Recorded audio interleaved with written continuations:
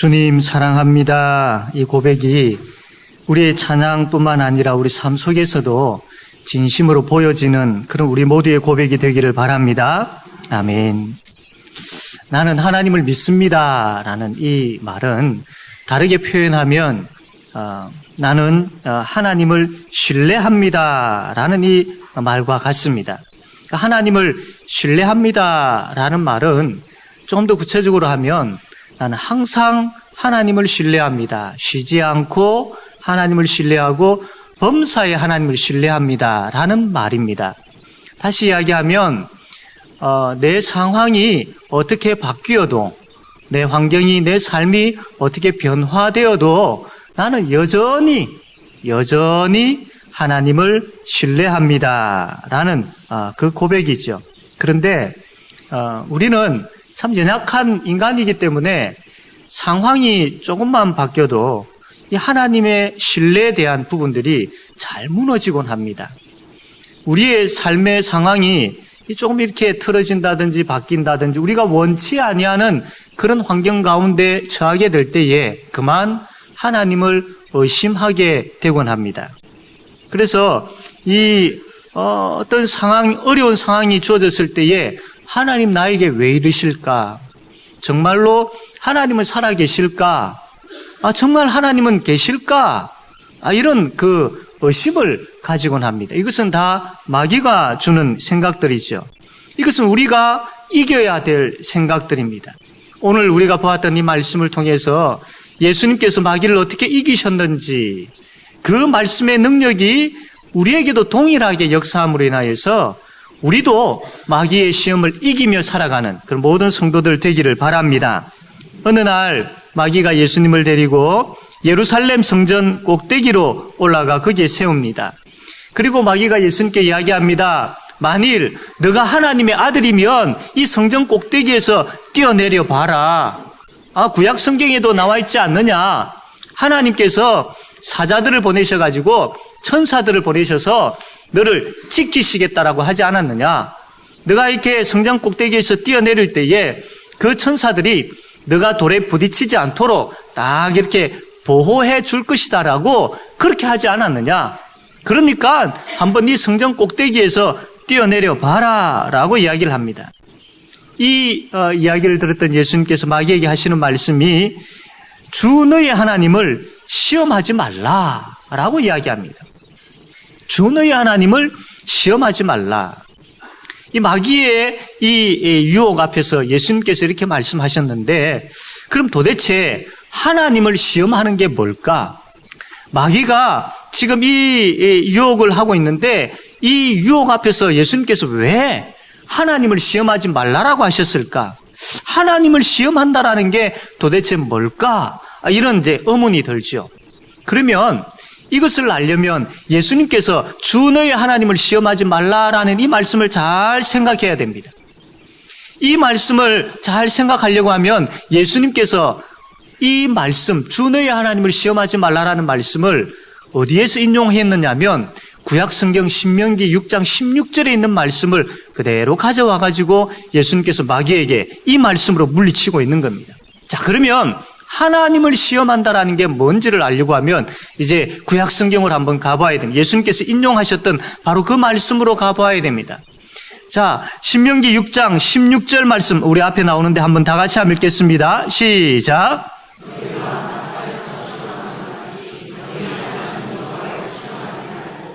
아멘. 여기 보니까 여호와 하나님, 너희 하나님 여호와를 시험하지 말고라고 되어 있습니다. 예수님께서 바로 이 말씀을 그대로 가져오셔가지고 이 말씀을 가지고 마귀를 지금 물리치고 계시는 거거든요.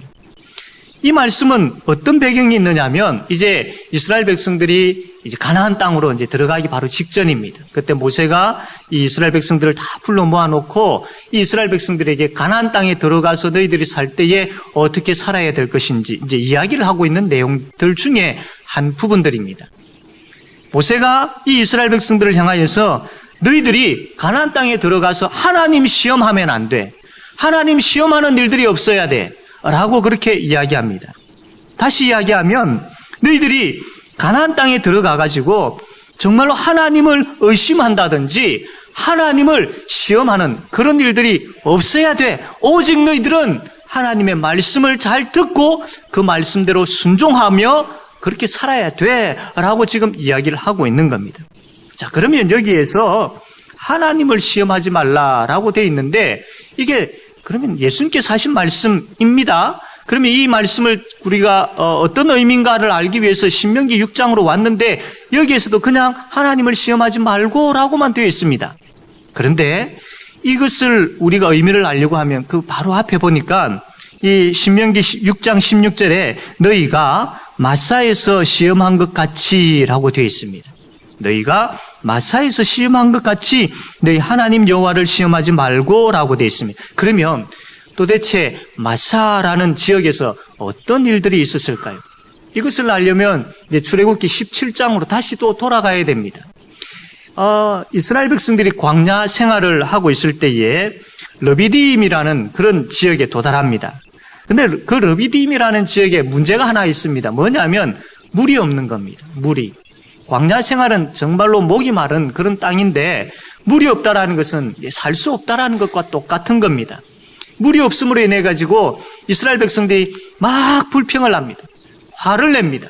막 이렇게 굉장히 큰 원망을 하게 되어집니다. 그때 모세가 이 백성들을 향하여서 야, 왜 너희들이 그렇게 원망하느냐? 그러면서 하는 이야기가 뭐냐면 왜 하나님을 시험하느냐? 이 이야기를 하고 있습니다. 이 이야기를 들었던 이 이스라엘 백성들이 아니 도대체 그냥 우리를 애굽 땅에 놔뒀으면 됐을 텐데 왜 굳이 애굽에서 끌어내어가지고 이 광야에 와가지고 여기서 목말라 죽게 하느냐라고 막 원망을 합니다. 모세가 하나님 앞에 기도하죠. 하나님, 이들이 조금만 있으면 나를 칠 것 같습니다. 하나님을 원망하고 있습니다. 하나님께서 내가 가지고 있는 지팡이를 가지고 반석을 쳐라. 모세가 그대로 하니까 그 반석에서 물이 나오게 되어지죠. 그때 모세가 이 지역 이름을 뭐라고 짓느냐면 출애굽기 17장 7절 말씀에 기록이 되어 있는데 출애굽기 17장 7절 우리 말씀 한번 같이 한번 읽어보겠습니다. 시작.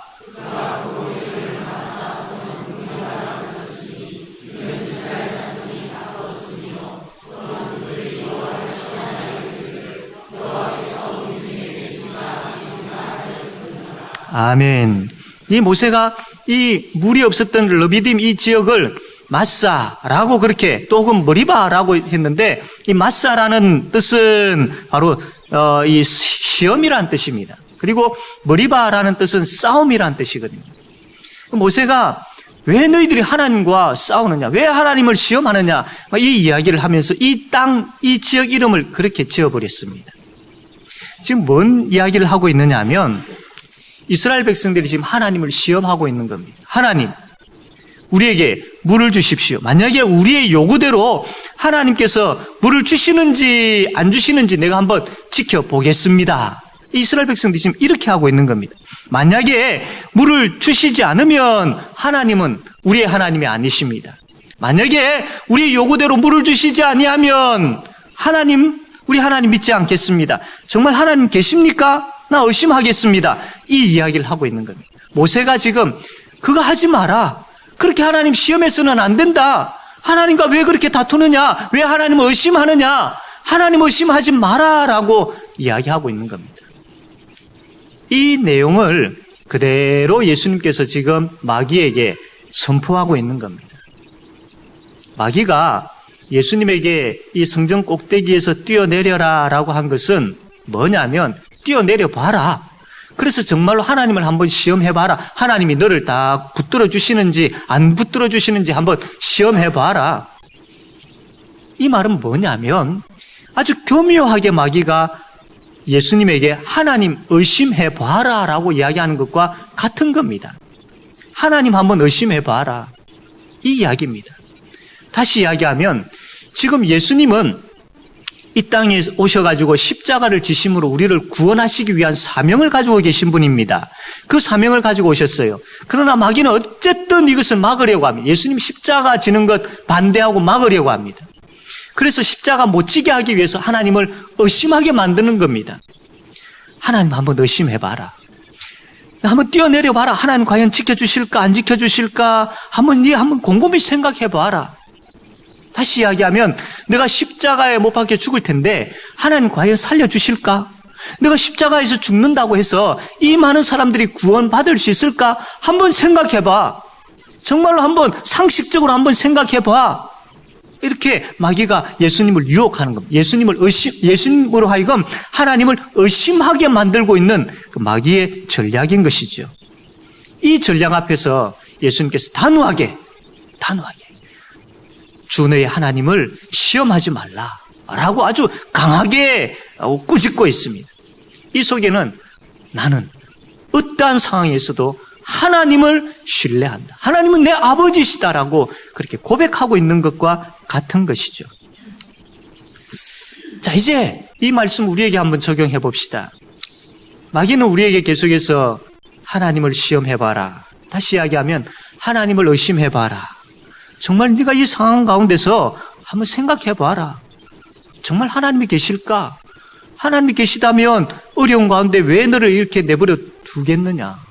하나님 계실까? 하나님 계신다면 이런 일들은 없어야지. 마귀가 계속 우리에게 시험을 하고 있는 것이죠. 여러분, 이 시험 앞에서 어떻게 이기고 계십니까? 이 시험을 어떻게 물리치고 계십니까? 하나님 신뢰하는 것으로 물리치셔야 됩니다. 제가 한 주간 이 말씀을 묵상하면서 하나님 신뢰하는 게 뭘까? 단순한 거지만 우리가 어려서부터 많이 들어왔던 이야기지만 하나님 신뢰하는 게 도대체 뭘까? 우리의 삶 속에서 하나님 신뢰하는 게 뭘까라고 이제 좀 고민을 했습니다. 그 고민하는 가운데 떠오르는 게 뭐냐면 다니엘의 세 친구였습니다. 이 다니엘의 세 친구가 바벨론 포로로 잡혀가게 되어지죠. 거기에서 금신상 앞에 절하라라는 요구를 받습니다. 그러나 이 세 친구는 절하지 않습니다. 그것으로 인하여서 아주 뜨거운 용광로 속에, 풀무불인데 지금 표현을 하면 용광로 같은 곳이에요. 그 속에 이제 던져지게 되었습니다. 이 바벨론 왕이 이 세 사람이 절하지 않았다라는 소식을 듣고 그들을 부릅니다. 기회를 다시 줄 테니까 지금도 늦지 않았으니까 금신상 앞에 가가지고 절하라라고 합니다. 이 이야기를 들었던 세 친구가 우리는 그렇게 하지 않겠습니다. 왕의 말을 듣지 않겠습니다. 하나님께서 자신들을 맹렬히 타는 그 용광로에서 건져내실 줄로 믿습니다. 우리를 건져내어 주실 줄로 믿습니다. 지금 이 이야기를 왕 앞에 하고 있는 겁니다. 지금 이 용광로에 던져질 위기 상황인데 이 상황에서 이들이 이 이야기를 하고 있다는 겁니다. 좀 쉽게 이야기하면 나는 죽어도 좋다. 나는 절하지 않겠다. 그러나 내가 이 위기 가운데 처한 것에 대해서 우리 하나님께서 가만 계시지 않는다. 분명히 건져내어 주실 것이다. 난 이것을 믿는다. 지금 이 세 친구가 이 고백을 하고 있는 겁니다. 하나님 신뢰한다라는 게 바로 이것입니다. 하나님 신뢰한다라는 게. 우리가 처해 있는 상황 가운데 하나님께서 그냥 그대로 내버려 두지 아니하신다라는 것. 아버지 되시는 하나님께서 건져주신다라는 겁니다. 해결해 주신다라는 겁니다. 도와주신다라는 겁니다. 우리 아버지 되시는 하나님이시지 않습니까? 이게 바로 하나님 신뢰하는 겁니다. 이 하나님 신뢰하는 믿음이 우리 모든 성도들에게 가득하게 되어지기를 바랍니다. 이 하나님 신뢰하는 것 참 중요합니다. 우리가 살아가는 가운데 하나님 신뢰하며 살아가는 자와 하나님 신뢰하지 않고 살아가는 자는 똑같은 상황 가운데서 반응이 다릅니다. 얼굴 표정이 다릅니다. 마음가짐 상태가 다릅니다. 마음의 여유가 다릅니다. 마음의 평안이 다릅니다. 하나님 신뢰한다는 게 그만큼 중요하죠. 그런데 여기까지 말씀을 이제 쭉 묵상하며 생각하는 가운데에 참, 하나님 신뢰하는 게 이거구나 라는 생각을 가졌는데 또 한 가지 의문이 들었습니다. 그런데 이 세 친구가 이 이야기만 하지 않았지 않느냐? 그 뒤에 이야기가 있지 않았느냐? 그게 뭐냐면 다니엘 3장 18절 말씀입니다. 다니엘 3장 18절 우리 같이 한번 읽어봅시다. 시작.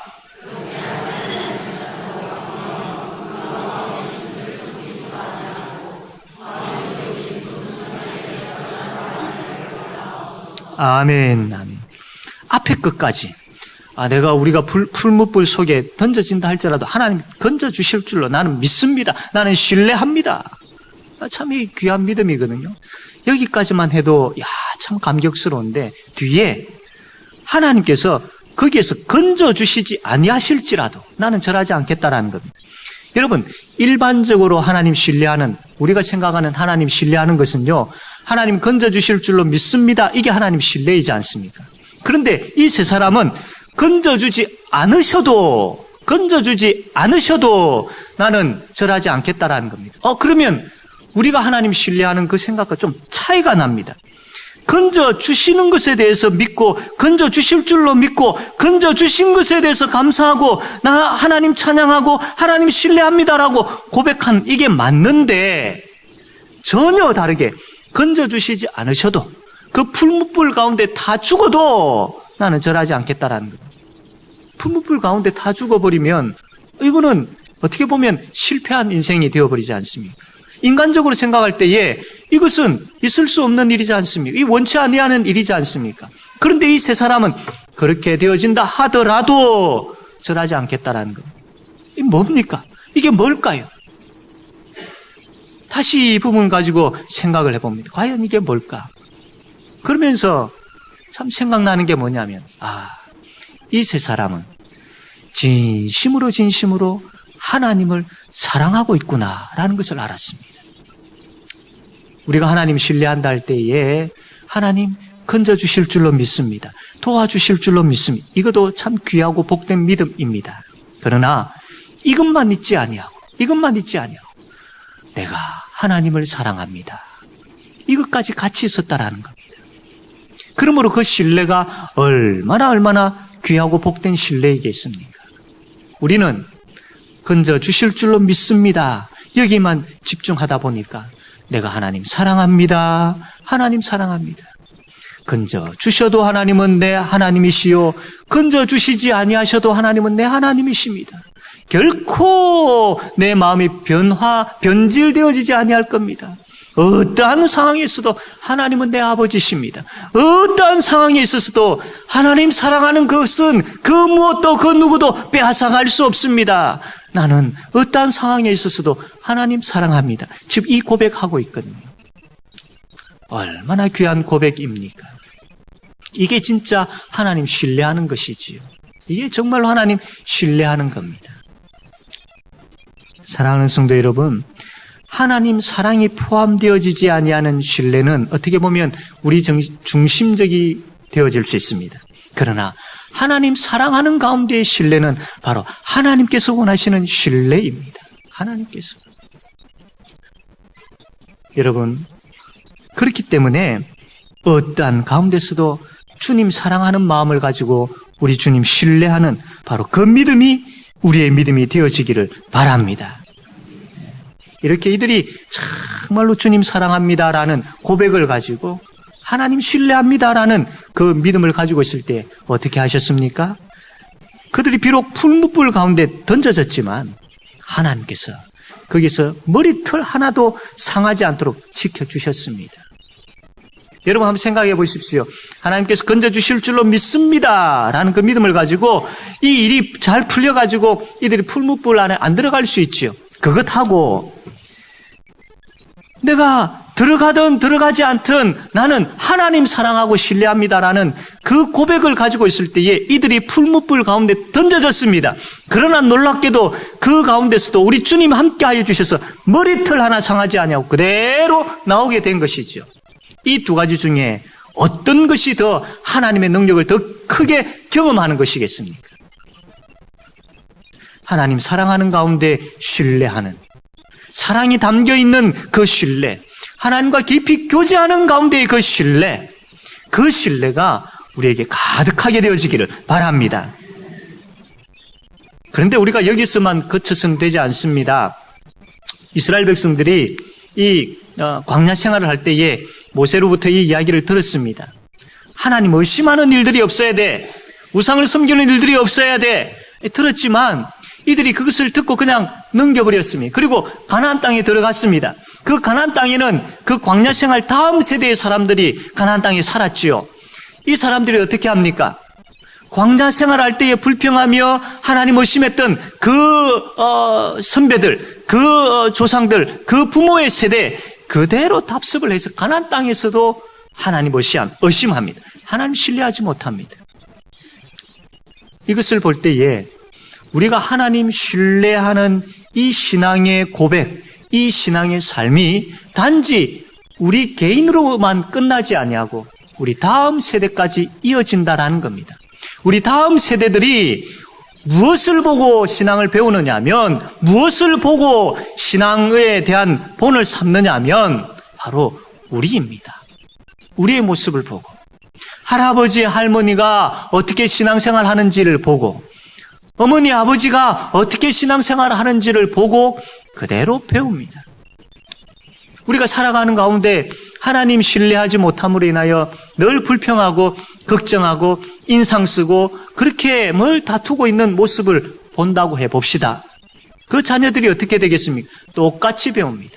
똑같은 말을 하게 되어지고, 물론 자녀들이 그 모습을 보면 나는 저렇게 하지 말아야지라는 생각을 가질 수 있지만, 그러나 그게 묻어납니다. 보면서 자기 것이 되어버립니다.